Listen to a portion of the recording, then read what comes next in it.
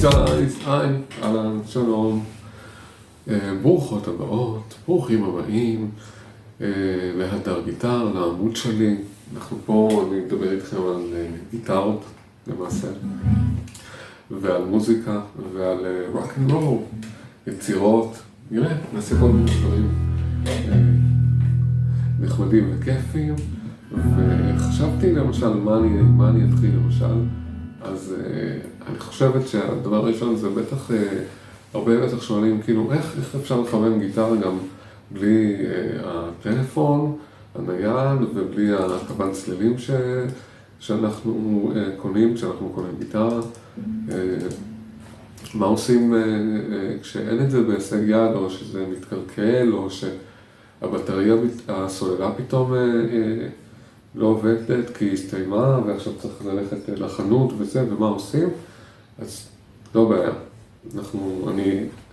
אני אעבור על דברים שהם מאוד פשוטים לביצוע ונראה איך אפשר לעשות. מה שאני כן מאוד מאוד ממליצה זה כן לדעת את השמות של הצלילים, של המיתרים הפתוחים בגיטרה. זה מאוד מאוד חשוב. אז הצליל הראשון של המיתר השישי הוא E, והצליל של המיתר החמישי הוא A, והצליל של המיתר הרביעי הוא D, והצליל של המיתר השלישי הוא G, והצליל של המיתר השני הוא B, והצליל של המיתר הראשון הוא E. נכון, יש שני E, E נמוך, E גבוה. סבבה. ועכשיו, כמו שאמרתי מקודם, הגיטרה שלי לא מכוונת, בואו, לא מכוונת. הנה, הוצאתי אותה מהכיוון, שמתי את הכוון צלילים בצד, ועכשיו אני רוצה לכוון עוד פעם את הגיטרה.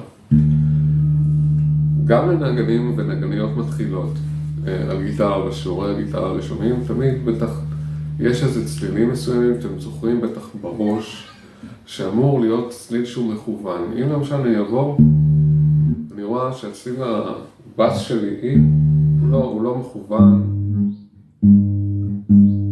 זה קצת דומה למשהו, זה לא, תמיד הוא כזה, כאלה.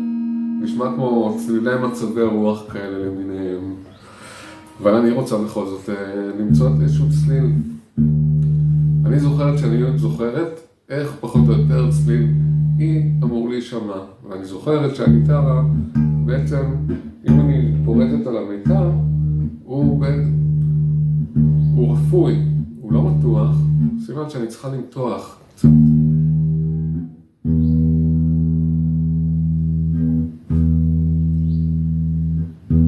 צליל כזה למשל, אני יכולה להגיד, אוקיי, זה צליל שהוא כזה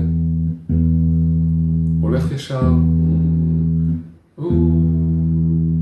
אני יכול להיות שזה לא האי המושלם, אבל עם צליל כזה, אני אוכל בהחלט לכוון את שאר המיתרים ביחס למה שאני שומעת, מבלי שיש לי כלי נגינה אחר שהוא יכול לתת לי את התו, אלא אני עכשיו לבד לגמרי.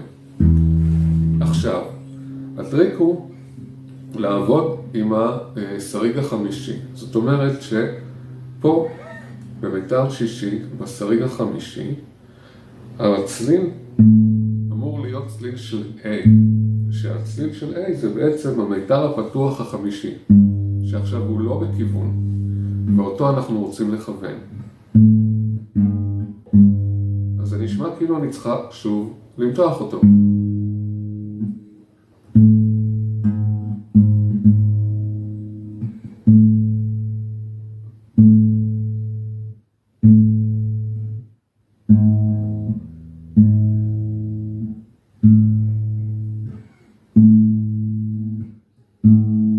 אוקיי, זה נשמע לי דומה.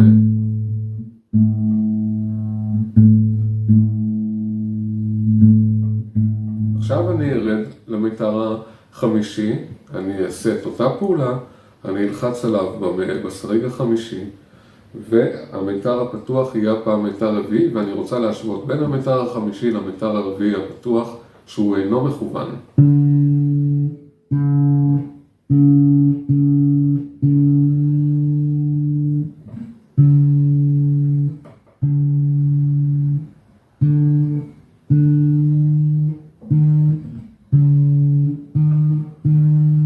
נראה לי שמתחתי מדי.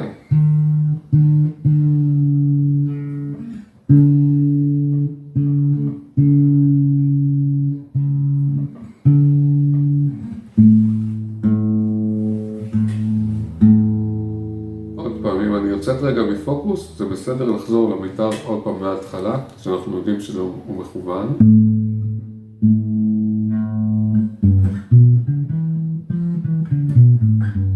אוקיי?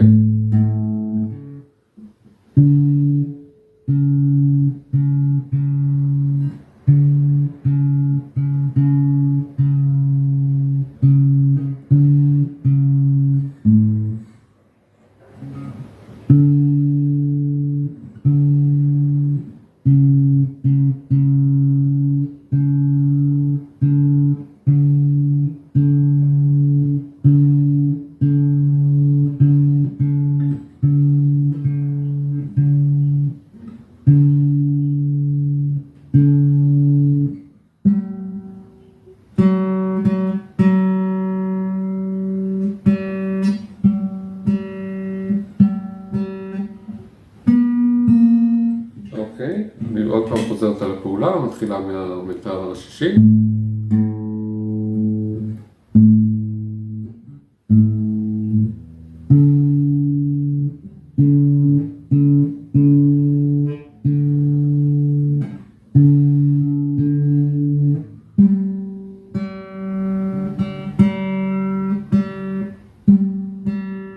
אוקיי, עכשיו אני רוצה לכוון את המיתר השני, והמיתר השני, כדי לכוון אותו, אני אצטרך ללחוץ על המיתר השלישי, אבל בשריג הרביעי, כדי לכוון את המיתר הזה, את המיתר השני.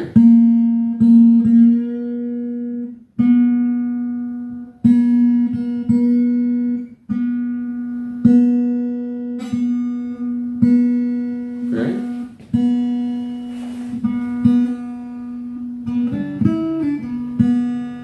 עכשיו, כדי לכוון את המיתר השני והמיתר הראשון, אז אני צריכה לחזור לשריג החמישי, שאני לוחצת אותו במיתר השני.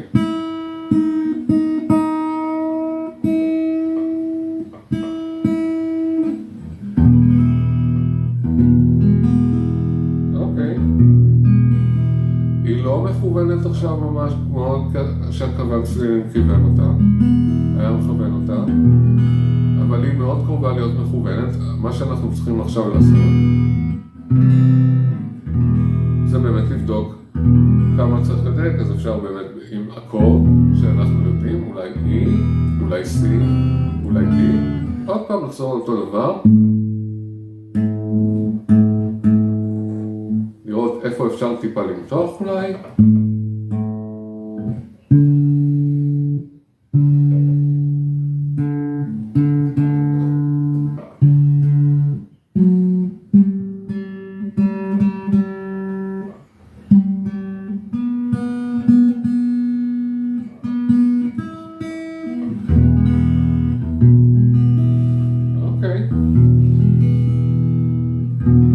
והנה גיטרה מכוונת, אוקיי?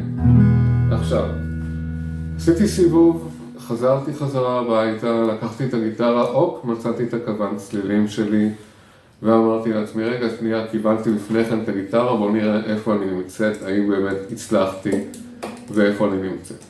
אוקיי, והדלקתי אותו, ואני מתחילה עם ה-E הנמוך, ואני ארד למטה עם המיתרים.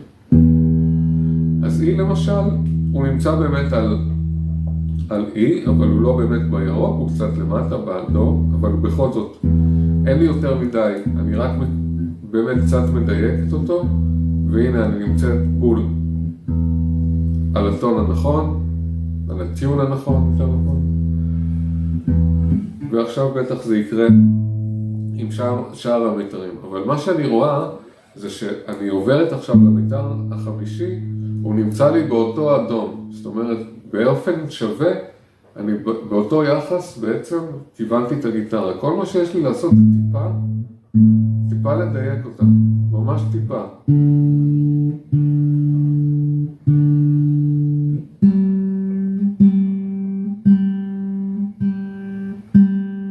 זה טיפה להעלות אותה באמת, לא בהרבה.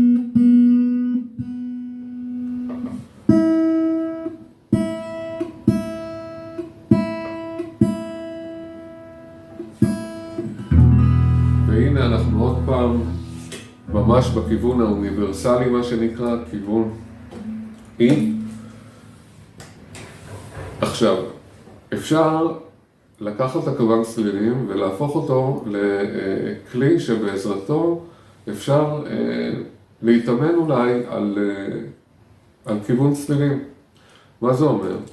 אני שם את הכוון צלילים, בוא נגיד כבר כיוונתי את הגיטרה, ועכשיו אני רוצה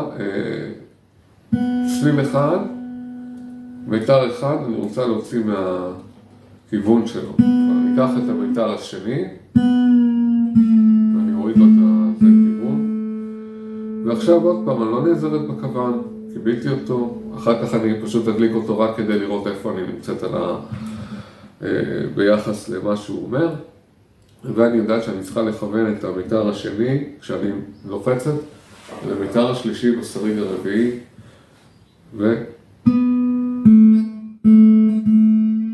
מבינה שאני צריכה למתוח עוד קצת.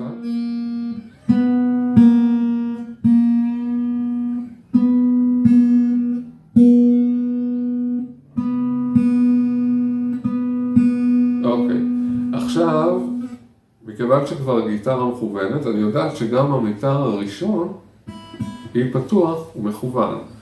אז אני רוצה למשל עכשיו לראות אם באמת המיתר השני הוא מכוון גם ביחס למיתר הראשון. אז אני אלחץ עם האצבע על המיתר השני בשריג החמישי, ואני אפרוט קודם כל על המיתר הראשון פתוח, ואחר כך על המיתר השני כדי לראות אם באמת כיוונתי אותו. כן, כיוונתי אותו. עכשיו בואו נראה אם באמת זה גם כן עם הכוון. בואו נראה מיתר פתוח בי. ממש טיפלה של הטיפלה.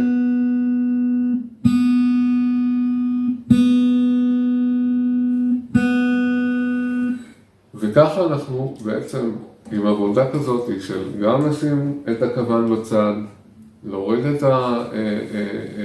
את הכיוון של הגיטרה, לנסות לחזור, לכוון אותה, והנה בשיטה הזאת, לפעמים זה קצת לוקח קצת זמן, לפעמים זה קצת יותר זמן, אבל כל מה שחשוב זה האימון, ואם אתם תעשו את זה במשך, לדעתי, שבוע, שבועיים, זה כבר יתחיל להיות ממש ממש רגיל.